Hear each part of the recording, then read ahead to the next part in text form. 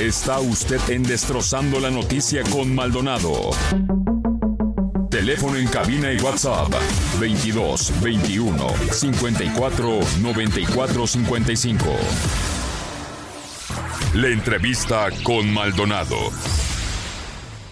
Son las 9 de la mañana con 22 minutos en la cabina de Destrozando la Noticia. Muchísimas gracias que se ha mantenido en sintonía con la 90.7 en la frecuencia modulada, la intensa, desde la capital del estado de Puebla para todos ustedes y también para quien lo ha hecho a través del canal de YouTube y también a través de las plataformas digitales.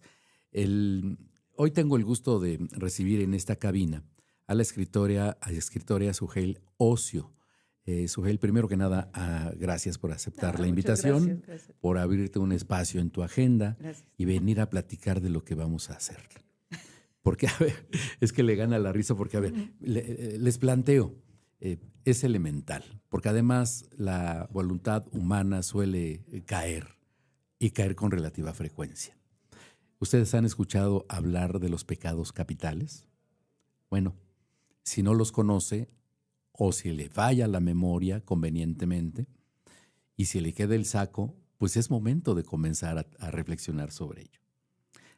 ¿Ha tenido impulsos soberbios, orgullo exacerbado, avaricia, voluntad por el acumulamiento de dinero, de bienes, de cosas, la lujuria, por ejemplo, ahora que es quincena y fin de semana, la ira?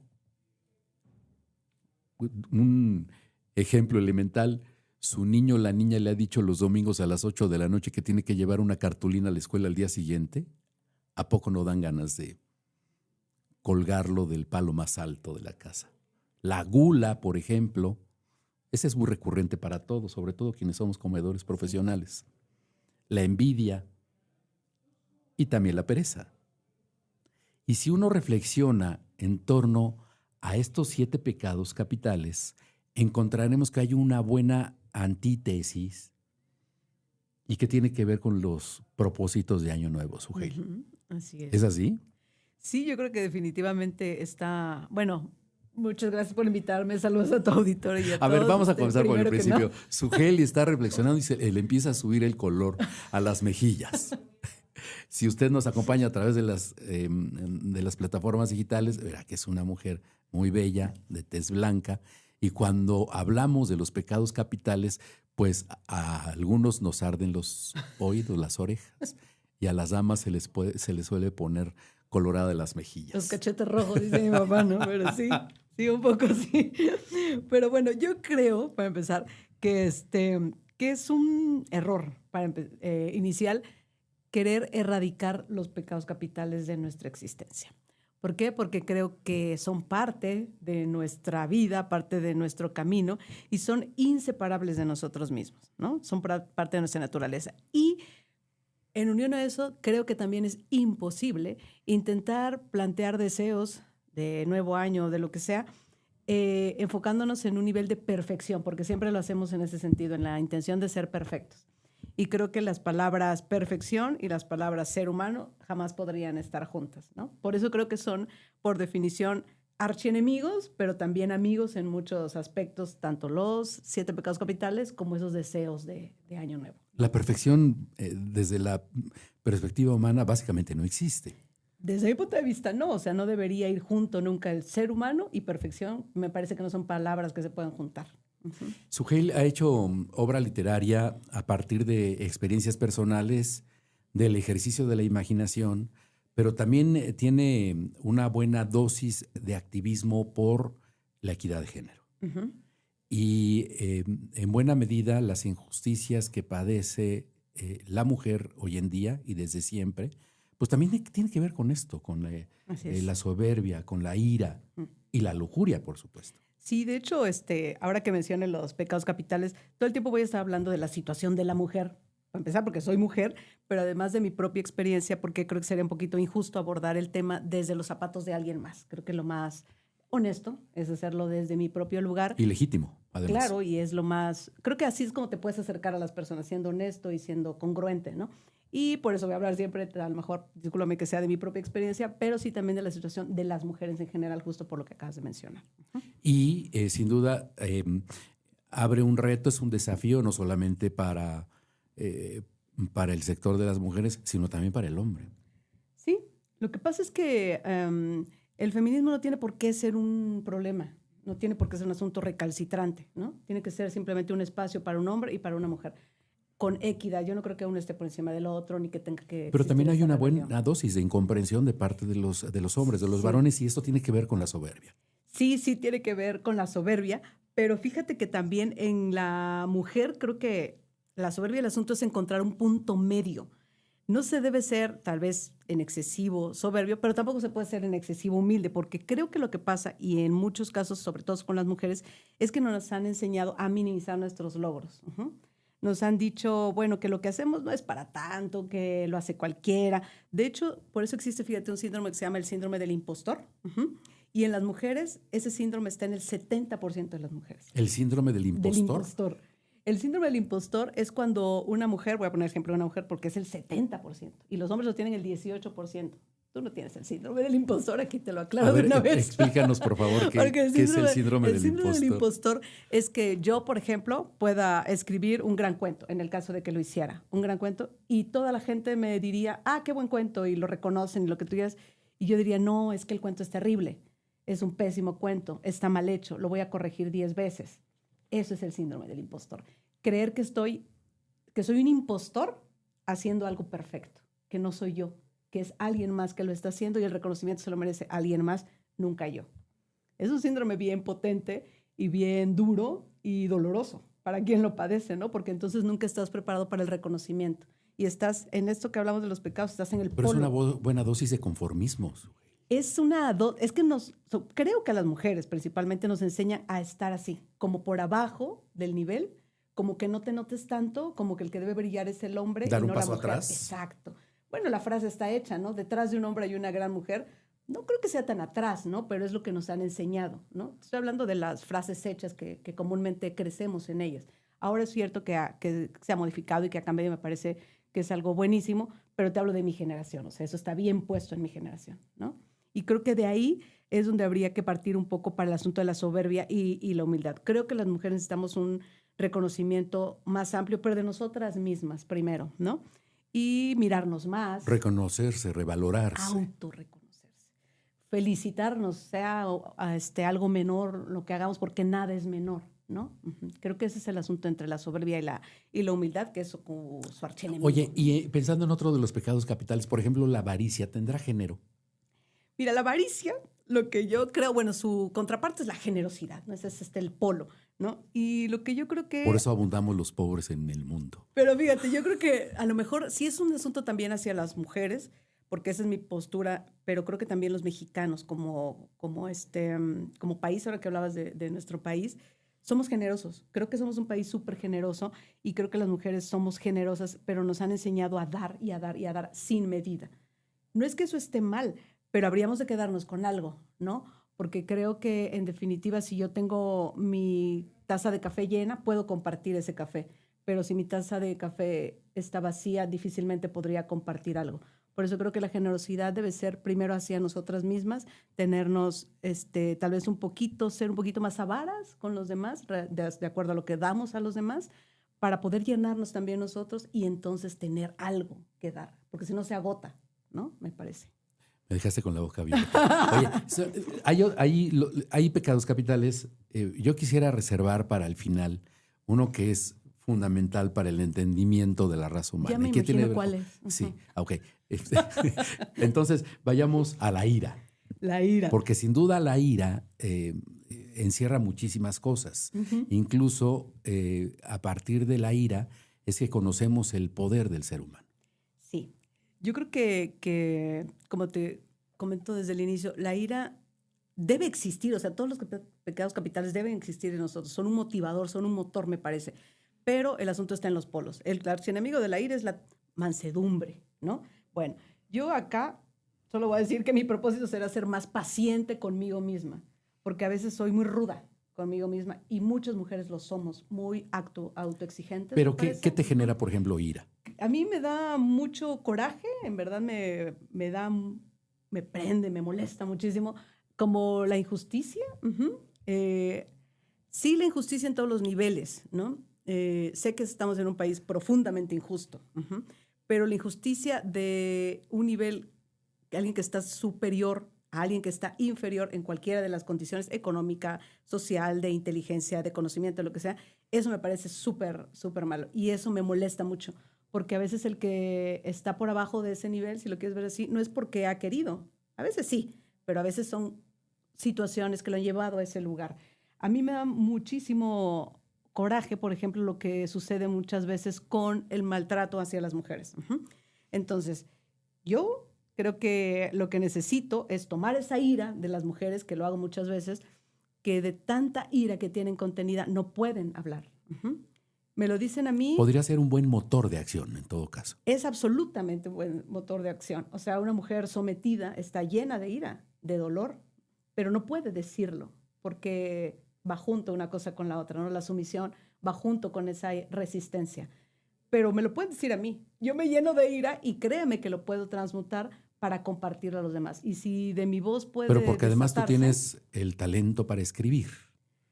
Pues me que es gusta un buen escribir. canal Sí. para, digamos, desahogar Qué bueno que lo mencionas. un sentimiento Sí. potente como la ira. Qué bueno que lo mencionas, porque escribir es un gran ejercicio no para erradicar la ira, pero transmutar la ira.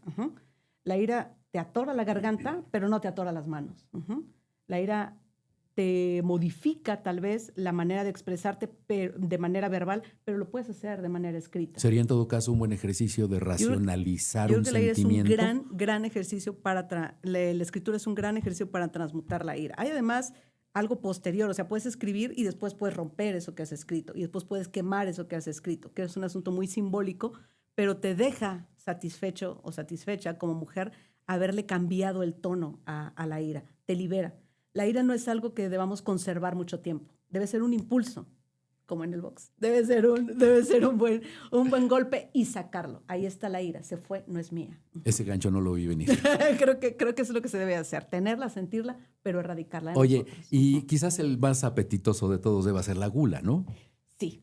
Yo creo que con la gula, ese es mi talón de Aquiles. Es difícil no caer en ese pecado en un país como en el que vivimos, con la gastronomía que tenemos. Absolutamente. Ese es mi pecado, así te lo puedo decir. ¿Es pecado culposo en todo caso? Que nadie se dé cuenta. Sí, porque eso es justamente, es una de las actividades que a mí más me gusta en la vida. Yo disfruto muchísimo comer.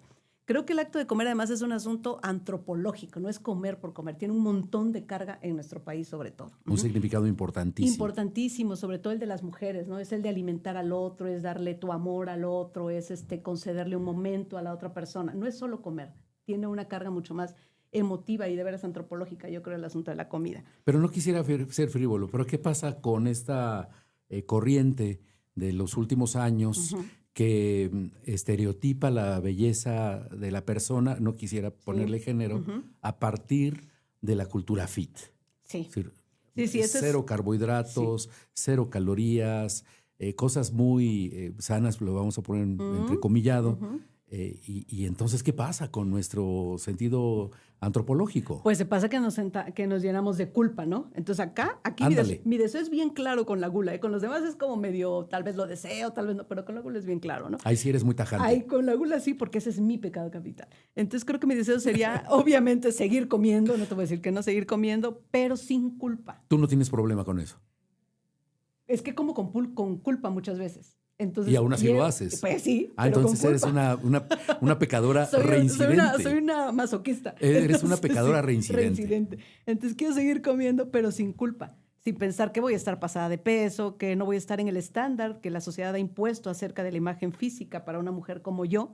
Y deseo seguir comiendo sanamente y a veces no tan sanamente. Pero sobre todo deseo conservar el enorme placer que para mí es compartir la comida con las personas a las que quiero. Esa es la importancia de la comida. Compartir la mesa. Así es. Creo que eso es lo que es un sentimiento profundo del mexicano. Absolutamente. Todos, de veras en México tenemos súper arraigado eso. Las mujeres más porque somos las que históricamente hacemos o preparamos la comida, ¿no? Ahora hay muchísimos hombres que la hacen de manera excelente, pero antes así era. En mi casa mi abuela hacía la comida, mi mamá hacía la comida, mis tías hacían, mis primas, ¿no? Entonces es un asunto mucho más profundo para mí lo de la comida. Y un momento importante en la convivencia del mexicano, la mexicana, es justamente la hora del llamado a la mesa. Así es. Sí, me parece. Ahí se expresa la generosidad, la solidaridad, el amor entre nosotros mismos. Por eso es profundo y por eso el llamado, responsables, démonos a la gula. Sí, ¿te parece bien? Pero con responsabilidad, no quiero que se malentiendan mis palabras. Con responsabilidad y a veces con irresponsabilidad. Esa es la verdad. Yo soy de Veracruz. En mi casa, a donde llegues, en Veracruz, a donde llegues, te dan de comer. No puede suceder que tú te llegues a una casa y alguien no te ofrezca de comer. No es posible eso en mi tierra. Por eso, Oye, ¿y la envidia? Bueno, la envidia es interesante. La envidia tiene su antítesis, su archienemigo de la envidia es la caridad, ¿no? Creo que las mujeres nos enseñan, pero con un montón de estereotipos, ese es el asunto, que debemos envidiar la vida de otras mujeres, no ni siquiera otros hombres, la vida de otras mujeres, el cuerpo perfecto que tiene la otra, la cara de muñeca que tiene la otra, la juventud, la familia perfecta, los hijos exitosos, el desarrollo profesional. Lo estás planteando desde el punto de vista de una mujer. De una mujer, por supuesto. Y demás cosas que supuestamente tienen unas en contraposición a otras. Aquí mi deseo entonces es mirar mi propia vida con misericordia, no con lástima, sino con la certeza. Hay una diferencia importante, hay un tamiz importante. Sí, o sea, misericordia es verme con ternura, ¿no? Con mis errores y con mis aciertos y aceptarme así, ¿no? La lástima es decirme, ay, pobrecita, así es y nunca va a salir de lo que es, ¿no? No es así lo que desearía plantar, sino verme con esa certeza de que a lo mejor puedo, de que hago lo mejor que puedo con lo que yo tengo y de que todas las mujeres hacen lo mejor que pueden con lo que tienen. Creo... Ese es un enorme esfuerzo para reconocerse a sí misma. Claro, que además no es fácil, o sea, parece de reconocerse y asumir su condición. Exactamente, asumir mi propia condición. Hay una buena dosis de humildad allí. Sí, también. Es que creo que todos los pecados están relacionados, que de alguna manera se tocan, que tienen muchos vasos comunicantes entre ellos, pero es por lo mismo, porque todos son del ser humano, todos provienen de nosotros y son inseparables. No podemos decir, yo no quisiera tener ningún pecado capital, no es posible, ¿no? Porque no serías un Porque ser somos humano. seres humanos, pues sí, a final no de serías cuentas. Un ser humano, ¿no? No puedo decir, voy a cumplir todos mis deseos de Año Nuevo. Es mentira, porque somos seres humanos. Cumpliré hasta cierto momento, andaré en la periferia de algunos o lo que sea, pero tenemos que aceptar que somos seres limitados, pero que debemos esforzarnos en superar las limitaciones. Estamos llegando a la primera mitad del mes de enero de este naciente 2026 y la escritora Suheil Ocio, que está usted escuchando a través de los micrófonos de Destrozando la Noticia, nos acaba de spoilear el año. No vamos a cumplir nuestros propósitos del 2026. Bueno, no de una totalmente. vez se lo anticipo. Guarde, por favor, esta declaración que acaba de hacer nuestra invitada esta mañana. Es tiempo de hacer una pausa en Destrozando la Noticia. No se vaya porque vamos a cerrar con dos pecados capitales, que es el de la pereza y el de la lujuria. Agárrese. Volvemos. Regresamos en un momento más. Destrozando la Noticia con Maldonado.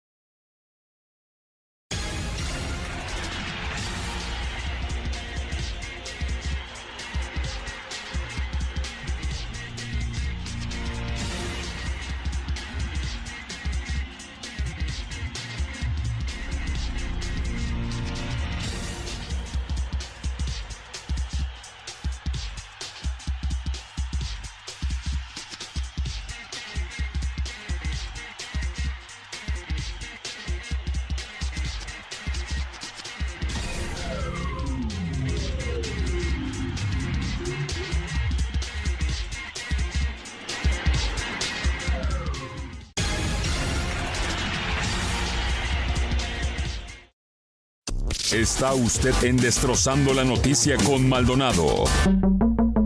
Teléfono en cabina y WhatsApp 22 21 54 94 55. Muchísimas gracias, avísenme como dice el meme. Gracias que nos acompañen Destrozando la Noticia cuando son las 9 de la mañana con 43 minutos. Estamos en la recta final de una deliciosa conversación con la escritora Suheil Ocio, que hoy nos acompaña en esta cabina. Y estamos desglosando el significado que tienen los pecados capitales en un momento particular para todo mexicano que se precia. Cumplir los propósitos de Año Nuevo.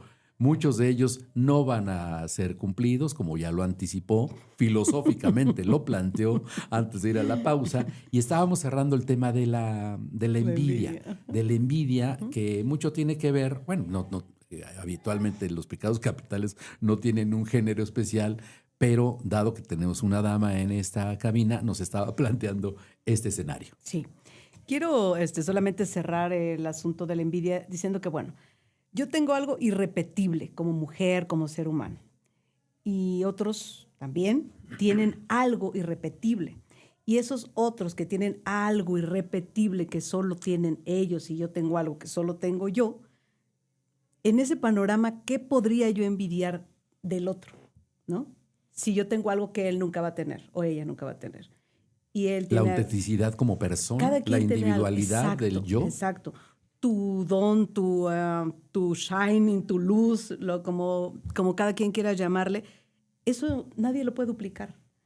¿Qué podría yo envidiarte a ti si yo tengo eso que tú no tienes? ¿Y tú qué podrías envidiar de mí si tú tienes eso que te hace ser Fernando que yo jamás tendré? Pero regresamos otra vez al tema del autorreconocimiento de la persona.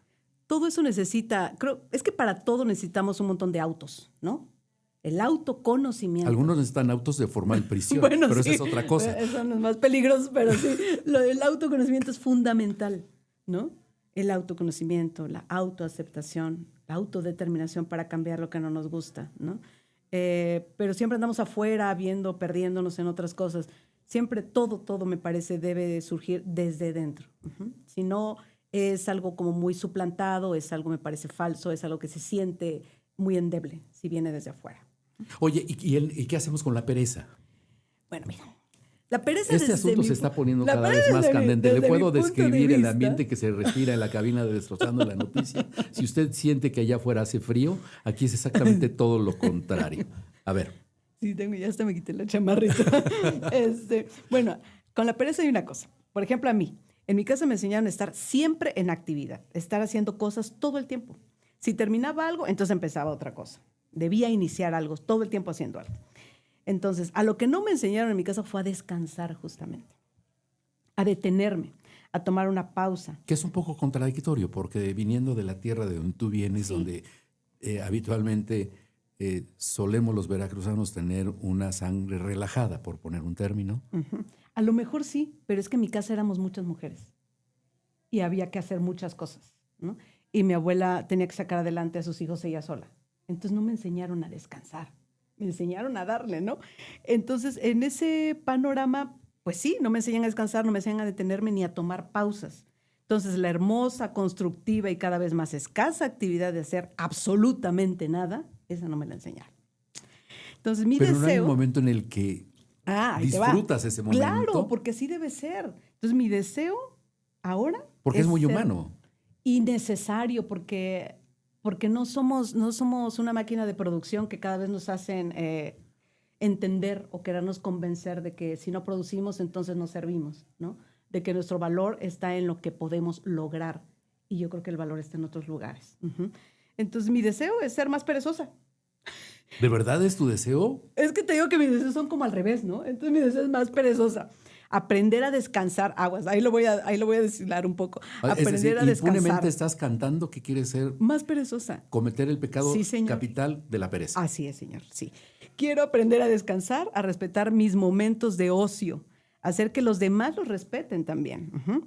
No soy una supermujer, soy alguien falible, como todas y como todos. No soy quien empuja al mundo y el mundo continúa dando vueltas, aunque yo decida quitarme un día los tenis. sentarme 15 minutos a tomarme lentamente un café que me inunde la boca del sabor de mi tierra, mientras pienso en las auroras boreales, en los 21 gramos que pesa mi alma o en el gusano que va saliendo de la tierra húmeda.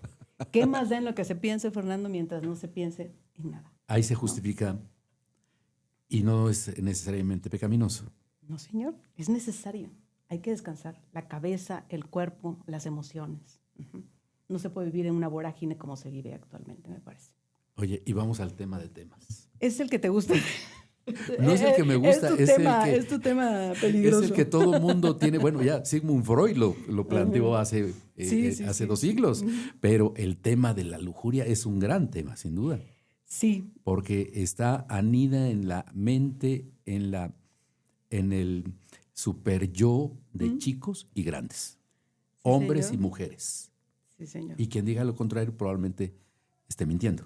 Sí, yo comparto tu idea y pues hay quien crea sus alter egos que son más libres que sexualmente que ellos mismos, tienen su doppelganger que dije, este sí lo hace, pero yo no, ¿no?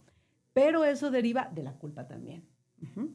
Entonces, yo creo que a las mujeres nos enseñaron a mantenernos castas, que el placer sexual de la mujer siempre es visto con malos ojos. Nos enseñaron a contenernos. Nos dijeron, tal vez sin decirlo de manera textual o de forma tácita, que el placer nuestro no es tan importante en la fórmula sexual, que es más injusto, importante. ¿no te parece?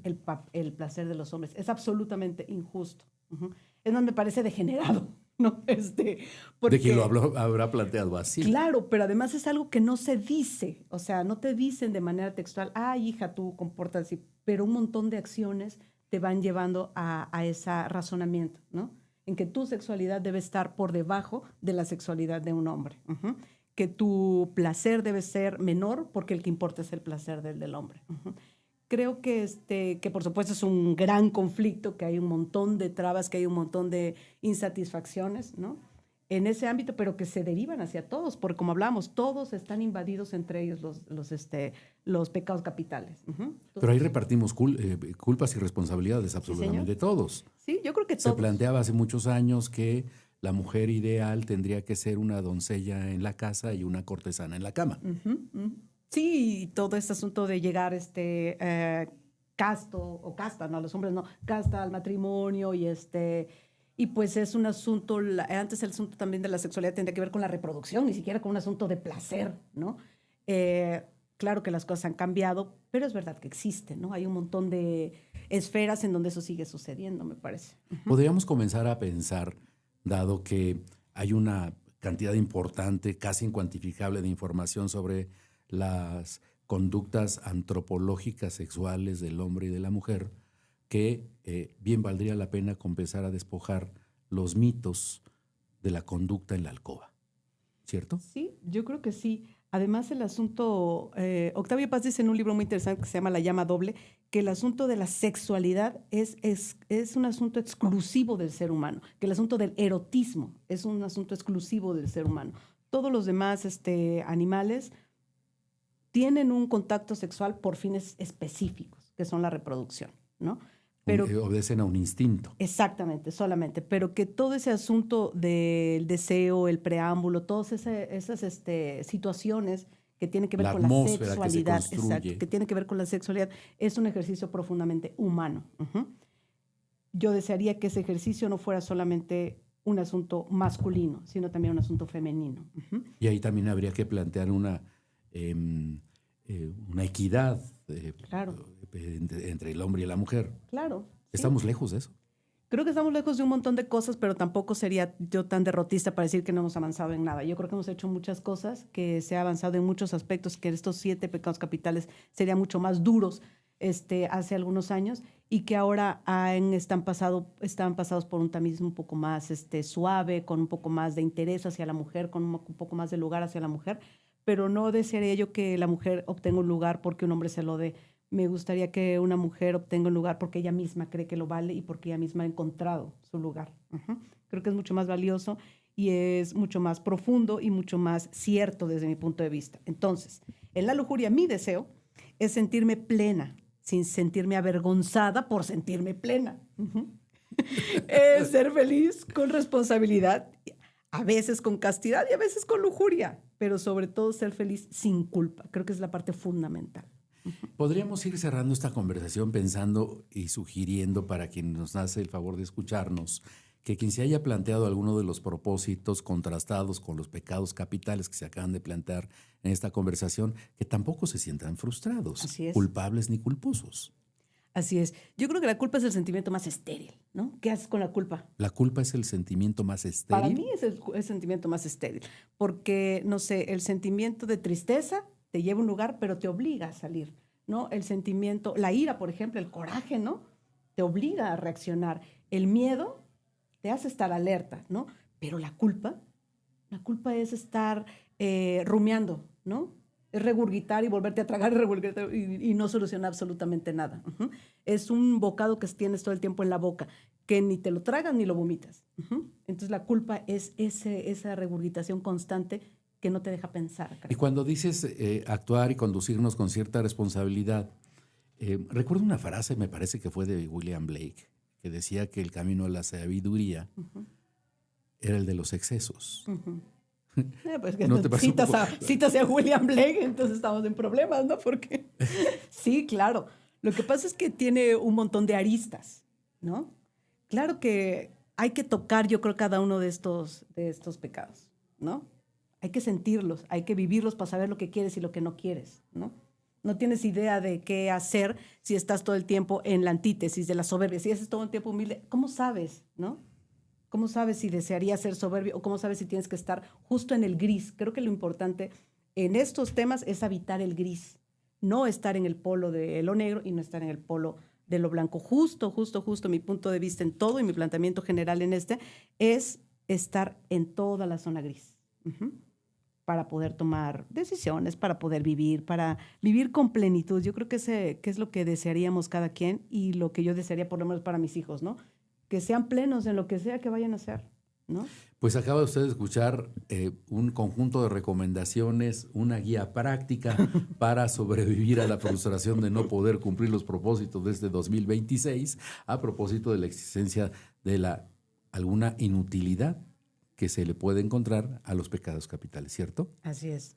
Sugel Ocio, es un placer haberte escuchado esta mañana en Destrozando la Noticia.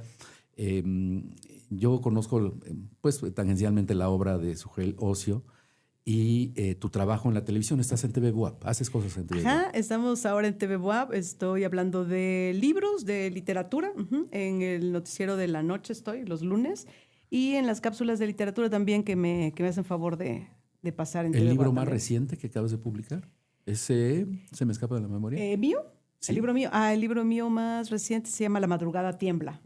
Ese es un libro igual, un libro de cuentos, nada más que ahora están un poco más largos los cuentos que en el otro libro y creo que son un poco más, que hablan un poco de la complejidad humana, un poco más intensamente que el anterior. Y ese es el libro que yo he escrito, pues el más nuevo. ¿Y en dónde te encuentran? ¿Tienes redes sociales? Eres muy activa en redes sociales. Pues es que pongo lo de TV Buap, ¿no? Porque para que vean más o menos, y sobre todo porque hago recomendaciones de libros y la gente puede decir, ay, ¿qué voy a leer? Entonces van allá y pueden saber más o menos de lo que se trata. Bueno, para los que te buscan a través de redes sociales. Es Sugel Ocio. Sugel-Ocio, me parece. _Ocio, gracias, porque yo no tengo idea nunca de eso, pero sí, es Sugel-Ocio. Ajá. Sí, ahí está todo lo que hacemos, como en editorial también, en Salto al Reverso, que estoy con ellos en la editorial, en TV Buap, o en las presentaciones que hacemos, o los cursos que damos también. Y en las entrevistas que sueles también conceder a quienes te consultamos. Sugel, gracias que aceptaste esta mañana venir a conversar con la audiencia de Destrozando la Noticia. Ha sido un espléndido ejercicio esta mañana. Muchísimas gracias a quienes nos acompañó a lo largo de los últimos minutos. Les recuerdo que mañana en punto de las 9 de la mañana tenemos una nueva cita. Habrá otro contenido interesante. Ojalá nos acompañe, ojalá se quede con nosotros. Corra la voz, se va a poner bueno y que tenga una espléndida mañana de jueves. Hasta entonces.